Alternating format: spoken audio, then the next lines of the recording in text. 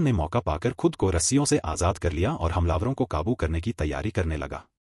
इससे पहले कि किडनैपर उस पर हमला कर पाते, एलन ने अपने कुछ समन्स को प्रकट किया ताकि वे किडनैपरों को चौंका सके।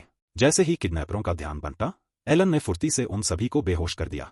इसके बाद वह तुरंत सेसिल के पास गया और उसका हाल चाल पूछा, लेकिन तभी किडनैपरों का लीडर कमरे में वापस आ गया। उसे यह देखकर थोड़ी हैरानी हुई कि एलन जैसे एक छोटे बच्चे ने उसके गुंडों को कैसे धूल चटा दी। अचानक पलक झपकते ही एलन के ठीक सामने आ गया और उसके पेट पर इतनी जोर से लात मारी कि एलन छिटक कर दीवार से जा टकराया। एलन दर्द से कराहते हुए यह समझने की कोशिश कर रहा था कि यह सब कैसे हुआ, क्योंकि ऐसा लग रहा था मानो लीडर ने टेलीपोर्ट किया हो।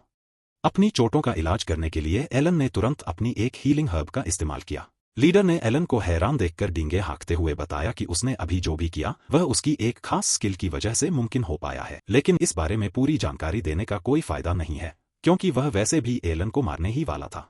तभी लीडर को किसी के जोर से चिल्लाने की आवाज सुनाई दी। वह आवाज तो एलन के बुलाए हुए एक तोते की थी। जब लीडर का ध्यान उस तोते पर बंटा हुआ था, एलन ने मौका देखकर अपनी एक स्पाइडर समन की मदद से उसे जालों में एलन ने सेसिल को पकड़ा और तेजी से दरवाजे की तरफ भागा। वह जानता था कि मकड़ी का जाला लीडर को ज्यादा देर तक रोक नहीं पाएगा, इसलिए एलन ने दरवाजे के सामने 2 नाइट समन्स खड़े कर दिए। हालांकि मौजूदा हालात को देखते हुए भागने के लिए ज्यादा रास्ते बचे नहीं थे। एलन सेसिल को एक खिड़की के पास ले गया और बाहर झांककर देखा कि उनके पास बचने के क्या क्या विकल्प हैं। पहली नजर में ही यह साफ हो गया कि वे जमीन से लगभग 100 मीटर की ऊंचाई पर उड़ते हुए एक हवाई जहाज में हैं। यह देखकर सेसिल बहुत डर गई। एलन ने उसे दिलासा देते हुए कहा कि सब ठीक हो जाएगा, क्योंकि उसने अपने सारे स्टैट पॉइंट्स अपनी एंड्योरेंस बढ़ाने में लगा दिए थे, जिससे उसका शरीर काफी मजबूत हो गया था। एलन ने सेसिल को कसकर पकड़ा और खिड़की से बाहर छलांग लगा दी। जैसे ही वे दोनों जमीन पर जोर से गिरे, एलन ने गिरने का ज्यादातर झटका अपने शरीर पर झेल लिया। इस वजह से सेसिल को खरोंच तक नहीं आई। गनीमत यह रही कि एलन के स्टोरेज में अभी भी बहुत सारी हीलिंग हर्ब्स बची हुई थी। उसने तुरंत उनका इस्तेमाल किया और कुछ ही पलों में उसके पैर पूरी तरह ठीक हो गए।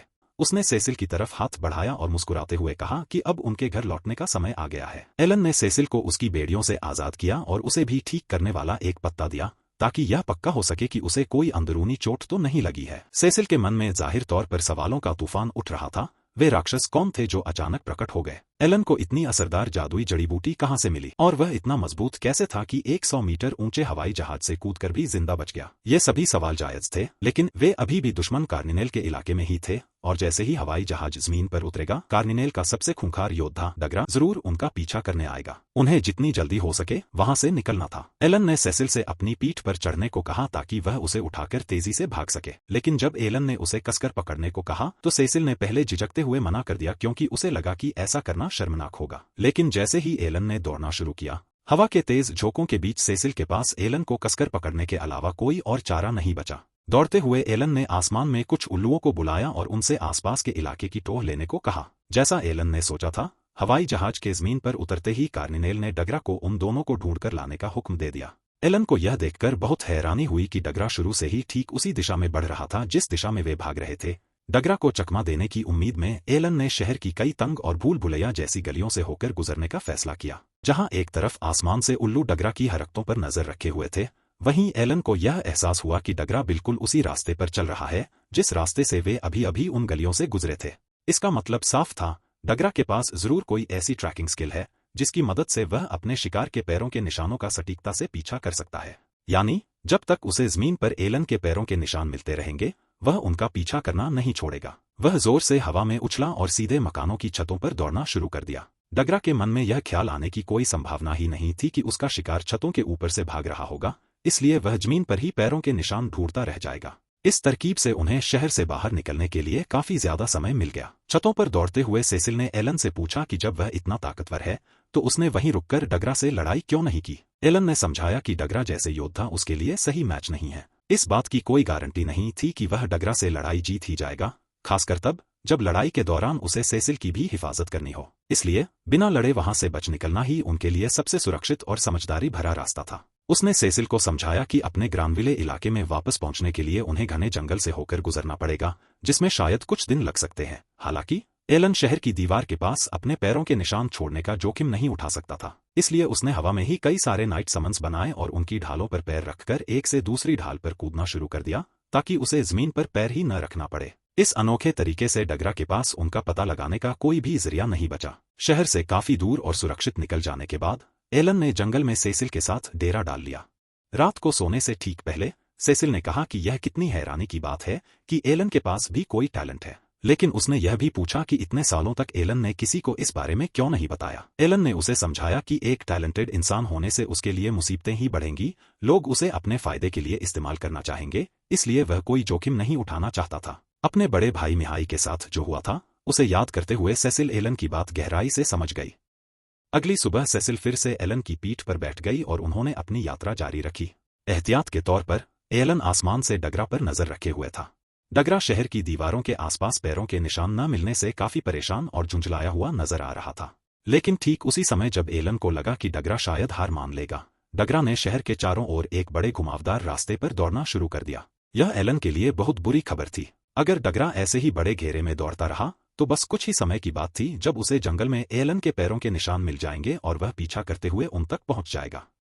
आखिरकार लगातार भागते हुए वे ग्रानविले और कार्निनेल इलाकों की सीमा पर बने ग्रानविले के एक गार्ड पोस्ट पर पहुंच गए। जैसे ही गार्ड्स ने सेसिल को देखा, उन्हें बहुत राहत मिली कि एलन उसे सुरक्षित बचाने में कामयाब रहा, क्योंकि उन्होंने सुना था कि हाल ही में सेसिल का अपहरण हो गया है। गार्ड्स ने एलन से पूछा कि क्या वे उसे और सेसिल को हवेली तक वापस ले जाने के लिए एक बग्घी तैयार करवा दें, लेकिन ठीक तभी एलन के एक बाज ने उसे खबर दी कि डगरा को अभी अभी जंगल में उसके पैरों के निशान मिल गए हैं और वह पूरी रफ्तार से सीधे इसी गार्ड पोस्ट की तरफ आ रहा है। डगरा के इतनी तेजी से नजदीक आने की बात पता चलते ही दौड़ना शुरू कर दिया। उसने सेसिल को भी इस गंभीर स्थिति के बारे में आगाह किया। सेसिल ने हैरान होकर पूछा कि उसने गार्ड पोस्ट पर रुककर नाइट्स की मदद से डगरा का मुकाबला क्यों नहीं किया। एलन ने कड़वी सच्चाई बताते हुए कहा कि डगरा की राक्षसी ताकत के सामने अगर सारे नाइट मिलकर भी लड़ते तो भी वे सिर्फ डगरा के लिए तोप का चारा ही साबित होते, इसलिए उन बेगुनाह गार्ड्स को इस मौत के खेल में शामिल न करना ही बेहतर था। यह सुनकर सेसिल को बहुत बुरा लगने लगा। वह जानती थी कि एलन सिर्फ उसकी रक्षा के लिए अपनी जान जोखिम में डाल रहा है,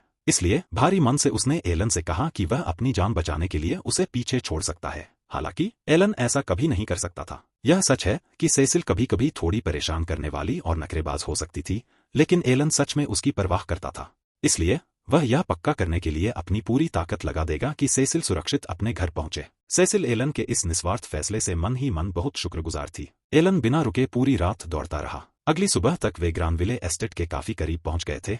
ऐसा लग रहा था कि वे अगली सुबह तक आराम से वापस पहुंच जाएंगे। हालांकि ठीक जब सब कुछ नियंत्रण में लग रहा था, तभी एलन के एक जासूस समन ने उस खूंखार मर्डर गल्च राक्षस को देख लिया, जिसे एलन ने 3 साल पहले एक आंख फोड़कर घायल किया था। अब जब उस राक्षस को एलन की गंध मिल गई थी तो वह बदले की आग में उसके पीछे पड़ गया था। अब भागते रहना कोई विकल्प नहीं बचा था, क्योंकि मर्डर गल्च पहले ही उनके बहुत करीब आ चुका था। अगर एलन भागता रहता और उस राक्षस ने सेसिल को पकड़ लिया तो वह उसे चीरफाड़ करने में जरा भी नहीं हिचकिचाएगा।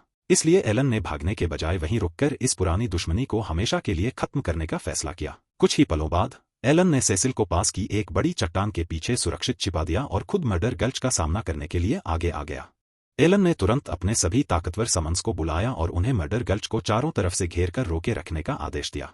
इसी बीच मौका पाकर एलन ने राक्षस की बची हुई दूसरी आंख पर पूरी ताकत से एक मेटल बॉल फेंकी, लेकिन वह राक्षस भी जैसे इसी हमले के इंतजार में था, उसने फुर्ती दिखाते हुए उस तेज गेंद को हवा में ही लपक लिया। एलन ने यह अंदाजा बिल्कुल नहीं लगाया था कि वह राक्षस उसके हमले के तरीके को इतनी जल्दी समझ जाएगा। इससे पहले कि एलन कोई दूसरी योजना बना पाता, उस विशाल राक्षस ने उसे कसकर पकड़ लिया। मर्डर गल्च ने एलन को अपनी मजबूत पकड़ में जकड़ लिया था और उसका दम घोंटने की कोशिश कर रहा था। एलन की हड्डियां चटकने लगी थीं। वह अभी तक सिर्फ इसलिए जिंदा था क्योंकि वह अपने स्टोरेज से लगातार हीलिंग हर्ब निकालकर खा रहा था ताकि उसके HP 0 तक न पहुंच जाए। लेकिन तभी मर्डर गल्च ने एलन का सिर पकड़ा और उसे जिंदा चबाने के लिए अपने विशाल मुंह में डाल लिया। चट्टान के पीछे से यह खौफनाक नजारा देखकर सेसिल दहशत से चीख पड़ी। उसे लगा कि उसने अभी अभी एलन को बड़ी ही बेरहमी से मरते हुए देखा है, लेकिन किस्मत से एलन के फैसले ने उसकी जान बचा ली थी। उसने सभी स्टैट पॉइंट्स को ड्यूरेबिलिटी और HP में बदल दिया था। इस वजह से उसके नुकीले दांत एलन के सख्त हो चुके शरीर को भेद नहीं पाए, और अब चूंकि एलन राक्षस के मुंह के अंदर था, वह उसके सबसे कमजोर हिस्से के बिल्कुल नजदीक था। एलन ने तुरंत अपनी कटार निकाली और उस मर्डर गल्च की दूसरी आंख में गहराई तक घोंप दी। दिमाग तक कटार पहुंचने से वह खूंखार राक्षस हमेशा के लिए ढेर हो गया। जैसे ही एलन राक्षस के मुंह से बाहर निकलकर जमीन पर गिरा, सेसिल आंखों में आंसू लिए उसके पास दौड़कर आई। उसे एलन की बहुत चिंता हो रही थी, लेकिन बदकिस्मती से उनकी मुश्किलें अभी खत्म नहीं हुई थी। मर्डर गल्च से लड़ने में एलन का जो कीमती समय बर्बाद हुआ था, उसी की वजह से डगरा को उन तक पहुंचने का मौका मिल गया। डगरा ने बिना कोई चेतावनी दिए एलन को जोरदार लात मारकर जमीन पर गिरा दिया। एलन को अभी भी समझ नहीं आ रहा था कि डगरा की उस अजीबोगरीब टेलीपोर्टेशन क्षमता का सामना कैसे किया जाए। उसके पास बचने के विकल्प बहुत सीमित थे। डगरा धीरे धीरे एलन की ओर बढ़ने लगा और उसने अपनी भारी तलवार निकाल ली। उसकी आंखों में चमक बता रही थी कि वह एलन की मौत को जितना हो सके उतना दर्दनाक और खौफनाक बनाने की सोच रहा है। लेकिन तभी अचानक सेसिल ने अपने हाथों से एक फायरबॉल सीधा डगरा पर दे मारा। इस अप्रत्याशित हमले से एलन और डगरा दोनों ही हैरान रह गए, क्योंकि उनमें से किसी को भी उम्मीद नहीं थी कि सेसिल ऐसा साहस दिखाएगी। सेसिल का यह फायरबॉल हमला डगरा को ज्यादा नुकसान तो नहीं पहुंचा पाया, लेकिन उसकी तरकीब काम कर गई। डगरा का ध्यान पूरी तरह से एलन से हटकर सेसिल की ओर चला गया। गुस्से में डगरा ने सेसिल के चेहरे पर एक जोरदार थप्पड़ मारा, जिससे वह दूर जा गिरी। उसने सेसिल को जान से इसलिए नहीं मारा क्योंकि उसे अपने मालिक कार्निनेल का काम पूरा करने के लिए सेसिल का जिंदा रहना जरूरी था। लेकिन सेसिल को चोट पहुंचते देख एलन का खून खौल उठा। उसे जबरदस्त गुस्सा आ गया। एलन के पास डगरा को हराने का एक मास्टर प्लान था, लेकिन उस प्लान को कामयाब बनाने के लिए उसे बस थोड़ा और समय चाहिए था। इसलिए समय निकालने के लिए एलन ने डगरा को बातों में उलझाने और उकसाने की चाल चली। वह जोर से हंसते हुए डगरा को याद दिलाने लगा कि वह तो बस एक डरपोक और कायर इंसान है जो युद्ध के मैदान में टिक नहीं पाया और सिर्फ 1 साल बाद ही दुम दबाकर भाग खड़ा हुआ था, और अब अपनी नामर्दी छिपाने के लिए वह बस कमजोर बच्चों और लड़कियों पर ही अपना जोर दिखा सकता है। एलन की यह तरकीब काम कर गई। डगरा अपने इस अपमान से बौखला गया और उसने अपना सारा गुस्सा एलन पर निकालने का फैसला किया। और कुछ ही मिनटों तक डगरा के वार झेलने के बाद एलन का प्लान आखिरकार कामयाब हो गया, क्योंकि नाइट कैप्टन जेनोव वहां पहुंच गया था। दरअसल काफी समय पहले ही एलन ने अपने एक तोते को उड़कर जेनोव के पास भेजा था, ताकि उसे पूरी स्थिति के बारे में बताकर तुरंत यहां बुलाया जा सके। एलन जानता था कि पूरे इलाके में जेनोव ही एकमात्र ऐसा योद्धा है जो डगरा की राक्षसी ताकत को टक्कर दे सकता है और उसे हरा सकता है। जब बौखलाए हुए डगरा ने अपनी भारी तलवार से जेनोव पर वार करने की कोशिश की, तो जेनोव के मजबूत कवच और कौशल के सामने वह वार पूरी तरह बेअसर साबित हुआ। और जब जेनोव ने पलटवार किया, तो उसने अपनी तलवार से इतनी जबरदस्त ताकत और रफ्तार से हमला किया कि डगरा के शरीर के एक ही झटके में 2 टुकड़े हो गए। यही नहीं, तलवार की ताकत इतनी ज्यादा थी कि डगरा के पीछे जो कुछ भी था वह सब भी तबाह हो गया।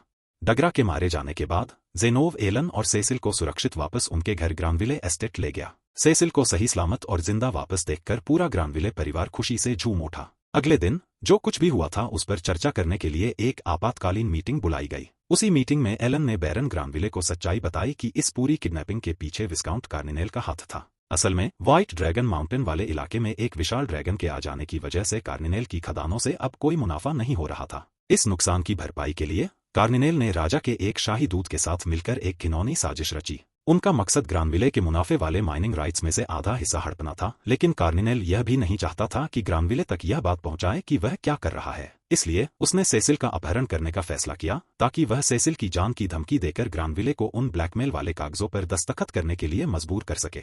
यह पूरी सच्चाई जानने के बाद बैरन ग्रानविले गुस्से से आगबूला हो गए। उन्होंने तुरंत एक बग्घी तैयार करने का आदेश दिया, क्योंकि वह फौरन राजधानी जाकर राजा से इस धोखेबाजी की शिकायत करना चाहते थे। हालांकि एलन ने उन्हें शांत करते हुए एक पल रुकने को कहा, क्योंकि कोई भी बड़ा कदम उठाने से पहले उन्हें इस बारे में ठंडे दिमाग से सोचने की जरूरत थी। एलन ने समझाया कि अगर ग्रानविले सीधे राजा को इसकी रिपोर्ट करते हैं तो बेशक कार्निनेल को शायद वही सजा मिलेगी जिसका वह हकदार है, लेकिन भ्रष्ट शाही दूत अपने रसूख का इस्तेमाल करके शायद साफ बच निकलेगा और उसे कोई सजा नहीं मिलेगी। यह सुनिश्चित करने के लिए कि सभी दोषियों से ठीक से निपटा जाए और कोई भी बच न सके, एलन ने एक बहुत ही चतुर योजना पेश की। उसने अपनी तरफ से अपने हिस्से के खनन अधिकार छोड़ने की पेशकश की और ग्रानविले से कहा कि वह उन खनन अधिकारों का इस्तेमाल राजा और शाही दरबार के साथ सौदेबाजी के हथियार के तौर पर करें। इससे दरबार के बड़े अधिकारी लालच में आकर इस मामले की पूरी और निष्पक्ष जांच करवाएंगे। यह सुनकर ग्रानविले हैरान रह गए, क्योंकि ऐसा लग रहा था जैसे एक 8 साल का बच्चा उन्हें शाही परिवार को रिश्वत देने के लिए मनाने की कोशिश कर रहा हो। और सच तो यह था कि एलन ठीक यही करने की कोशिश कर रहा था। एलन ने ग्रानविले की आंखों में देखते हुए कहा कि परिवार के मुखिया के तौर पर जब बात अपने परिवार की सुरक्षा और भविष्य की हो तो कभी कभी इंसान को अपने हाथ गंदे करने ही पड़ते हैं। ग्रानविले को इस छोटी सी उम्र के बच्चे की बातों में छिपी गहराई और कड़वी सच्चाई का एहसास हुआ। वे समझ गए कि एलन बिल्कुल सही कह रहा है। उन्होंने इस परिपक्व सलाह के लिए एलन का शुक्रिया अदा किया और उसी के अनुसार अपनी रणनीति बना दी। एलन की योजना बिल्कुल सटीक बैठी। ग्रानविले द्वारा सौदेबाजी करने के बाद हुई उच्च स्तरीय जांच के नतीजतन उस भ्रष्ट शाही दूत को बेइज्जत करके नौकरी से निकाल दिया गया। वहीं कार्निनेल के पूरे इलाके को भंग करके कुछ समय के लिए सीधे शाही शासन के अधीन कर दिया गया, जिससे कार्निनेल की सारी ताकत छिन गई। बाद में उन सभी खतरनाक अनुभवों और समझदारी को देखते हुए बैरन ग्रानविले ने सेसिल और एलन को एक विशेष और गुप्त व्याख्यान सुनने की अनुमति दी। इस व्याख्यान का विषय था एक नोबल व्यक्ति का असली कर्तव्य क्या होता है, लेकिन यह अनुमति इस सख्त शर्त पर दी गई थी कि वे इस बारे में किसी बाहरी व्यक्ति को कुछ नहीं बताएंगे। इस गुप्त व्याख्यान में उन्हें जो सच्चाई पता चली वह रोंगटे खड़े करने वाली थी। असल में जहां तक आम जनता को पता है, उनका रशदत एम्पायर लंबे समय से शांतिपूर्ण रहा है, लेकिन यह सच्चाई से कोसों दूर था। लगभग 112 साल पहले दुनिया में एक स्वघोषित डीमन लॉर्ड प्रकट हुआ था। उसने सभी अलग अलग साम्राज्यों के शासकों को धमकी दी और उसके अधीन होने की मांग की। जाहिर है किसी भी राजा ने ऐसी बेतुकी और अपमानजनक मांग पर सहमति नहीं जताई। हालांकि उस शुरुआती घोषणा के लगभग 50 साल बाद ग्रेट कैलामिटी के नाम से जानी जाने वाली खौफनाक घटना घटी। डीमन लॉर्ड ने इंसानों पर भीषण हमला बोल दिया। महाविनाशकारी राक्षसों की एक विशाल सेना का इस्तेमाल करते हुए उसने आसपास के स्वतंत्र राष्ट्रों पर आक्रमण करना शुरू कर दिया। उसकी ताकत इतनी भयानक थी कि उसने केवल 4 सालों के भीतर ही उनमें से 4 बड़े राष्ट्रों को पूरी तरह से तबाह कर दिया। वहां के लोग और शहर खाक में मिल गए। डीमन लॉर्ड इस आतंक के राज को खत्म करने के लिए दुनिया के अलग अलग महाद्वीपों ने एकजुट होकर एक वैश्विक गठबंधन बनाया ताकि वे मिलकर दानव प्रभु के खिलाफ लड़ सकें।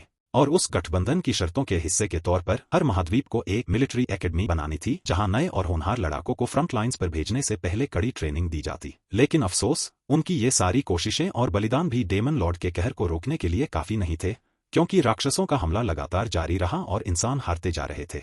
यह निराशाजनक सिलसिला तब तक चलता रहा जब तक कि साम्राज्य में हेलमोस नाम के एक चमत्कारी हीरो का जन्म नहीं हुआ। वह दुनिया का पहला ऐसा इंसान था जिसके पास हीरो की दुर्लभ क्लास थी, और जब वह जवान होकर लड़ाई में शामिल हुआ तो उसने अकेले ही लड़ाई का रुख पूरी तरह से इंसानियत के पक्ष में बदल दिया। हेलमोस अब 22 साल का हो चुका है और वह आज भी पूरी हिम्मत और ताकत के साथ मोर्चे पर राक्षसों की सेना से लड़ रहा है। यह सब इतिहास जानकर एलन हैरान रह गया। उसे अपने पिछले जीवन का वह गेम याद आया जहां हीरो और डेमन लॉर्ड क्लास की डिफिकल्टी का स्तर 5 स्टार था। इसका मतलब यह था कि ये दोनों शायद इस दुनिया के सबसे ताकतवर और अजेय लोगों में से हैं जिनकी शक्तियों की कोई सीमा नहीं है। व्याख्यान के अंत में उन्हें बताया गया कि हर उस रईस के लिए एक अनिवार्य 3 साल की फौजी भर्ती है जिसके पास कोई भी खास टैलेंट है। यह एक ऐसा कड़ा नियम है जिससे रईस लोग बहुत डरते हैं। इसकी वजह यह है कि हीरो के उनके साथ मोर्चे पर होने के बावजूद भी युद्ध इतना भयंकर होता है कि आधे से ज्यादा नोबल रिक्रूट्स जंग के मैदान में ही मारे जाते हैं और कभी घर नहीं लौट पाते। कुछ दिनों बाद बैरन ग्रानविले ने एलन को एक प्राइवेट मीटिंग के लिए बुलाया क्योंकि वह उससे कुछ बहुत जरूरी बात करना चाहते थे। ग्रानविले ने एलन को बताया कि उन्होंने सेसिल को इस अनिवार्य फौजी भर्ती से छूट दिलाने की बहुत कोशिश की थी, लेकिन राजा ने उनकी अपील साफ मना कर दी क्योंकि सेसिल का मेज वाला हुनर इतना शक्तिशाली और कीमती है कि युद्ध के समय उसे नजरअंदाज नहीं किया जा सकता। इसलिए ग्रानविले एलन से एक बहुत बड़ी मदद मांगना चाहते थे। उन्हें पता था कि एलन के पास भी कोई न कोई खास हुनर जरूर है, भले ही वह उसे छिपाता हो। इसलिए ग्रानविले ने एक थैली निकाली जिसमें 600 सोने के सिक्के थे, जो कि उस समय बैरन के पास जमा उनकी सारी नकद रकम थी, और एलन को सौंपते हुए उससे गुजारिश की। उन्होंने कहा कि एलन सेसिल के अटेंडेंट के रूप में उसके साथ एकेडमी जाए और जब उसे फ्रंट लाइंस में भेजा जाए तो वह हर कीमत पर उसकी हिफाजत करे। एलन शुरू में इस प्रस्ताव के लिए राजी होने में थोड़ा हिचकिचाया। फिर भी एलन ने ठंडे दिमाग से सोचा, अगर उसे गेम की तरह अपना लेवल बढ़ाना जारी रखना है और अपनी ताकत की चरम सीमा तक पहुंचना है तो उसे और भी ज्यादा ताकतवर दुश्मनों का सामना करना ही होगा जो सिर्फ फ्रंट लाइंस पर ही मिल सकते हैं। तो शायद यह उसके लिए आगे बढ़ने, ताकतवर बनने और दुनिया घूमने का एक बहुत अच्छा मौका हो सकता था। इन्हीं सब विचारों के साथ एलन ने सेसिल की हिफाजत करने की बैरन ग्रानविले की गुजारिश मान ली। उसने बैरन से वादा किया कि वह न सिर्फ सेसिल की रक्षा करेगा बल्कि किसी दिन उस डेमन लॉर्ड को भी जरूर हराएगा। और यहीं पर एपिसोड खत्म हो जाता है। अंत तक हमारे साथ रहने के लिए आपका धन्यवाद। इसे लाइक, शेयर और सब्सक्राइब करना न भूलें।